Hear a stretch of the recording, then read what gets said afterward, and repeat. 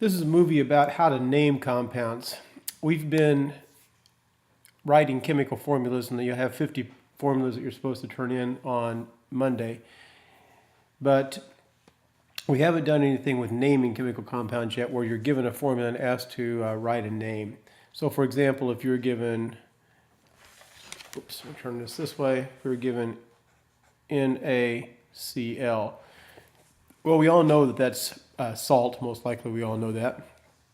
But we're going to try and fit compounds like NaCl,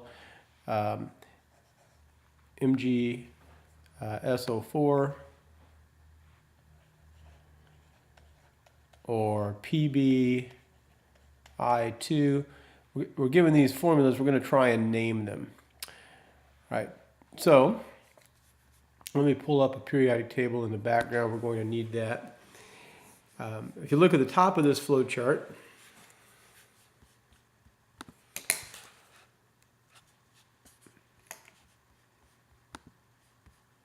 a little bit of a slow response on the computer here. Here we go.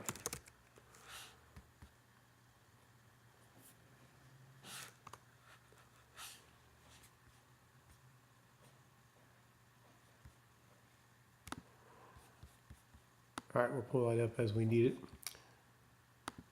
Okay, if you look at this first compound, NaCl, you see sodium and chlorine. That's two elements.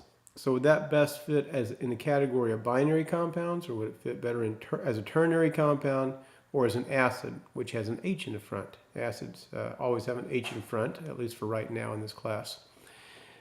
Well, obviously there's no H, so that eliminates the acid. You need to recognize that sodium is an element and chlorine is an element, so it best fits in the binary compounds category. So we're right here. Okay, then you come down, is the binary compound a metal and a nonmetal, or is it two nonmetals? Well, if you look at the periodic table, sodium is on the left side, right there. So that is,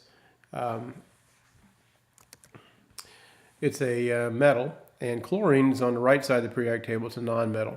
So we're looking at a metal and a nonmetal. So you're going this way. Whoops. Didn't intend to do that.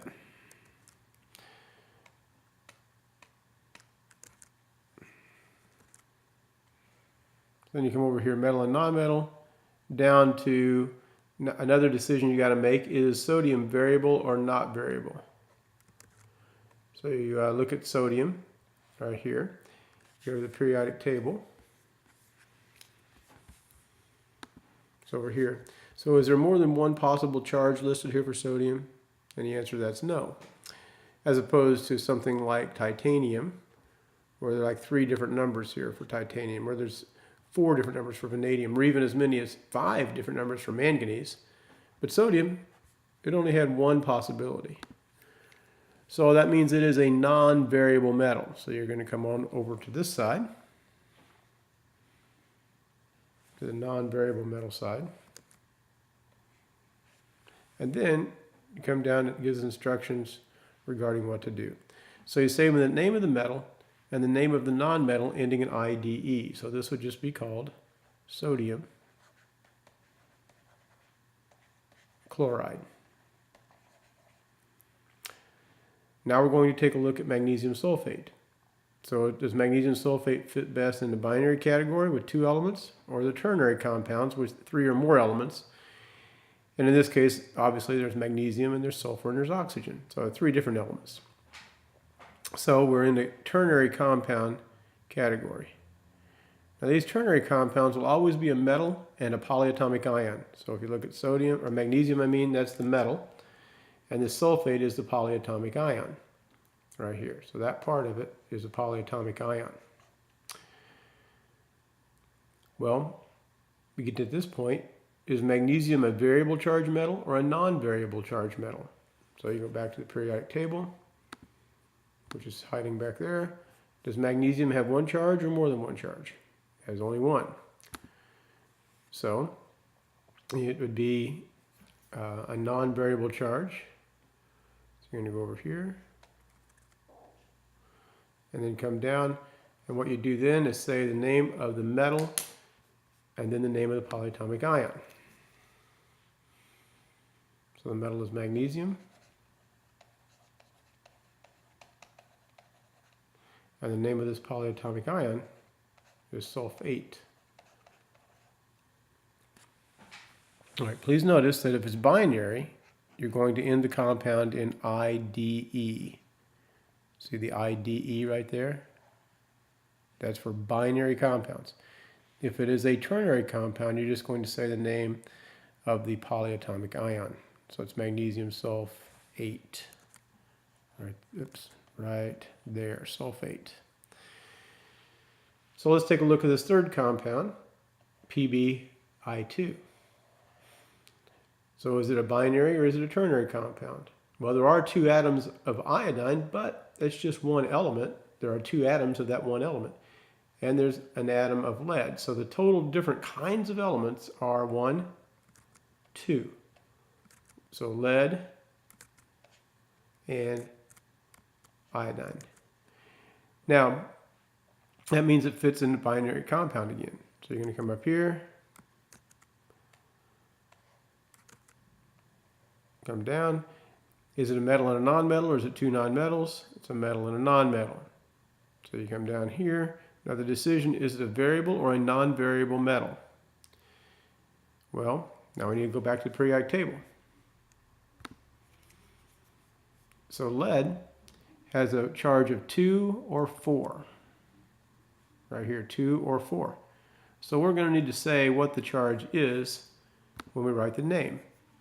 Since it's a variable metal, you're going to come over this way, variable metal. And you're going to come down and do these things. So you're going to say the name of the metal. The name of the metal is lead.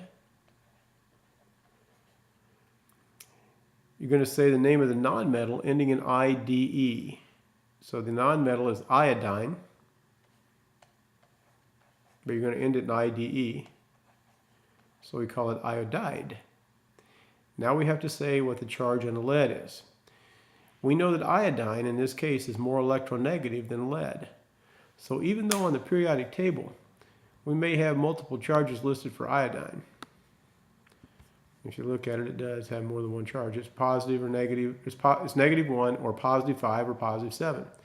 Iodine can also be +3 and +1, but it's not listed on this table.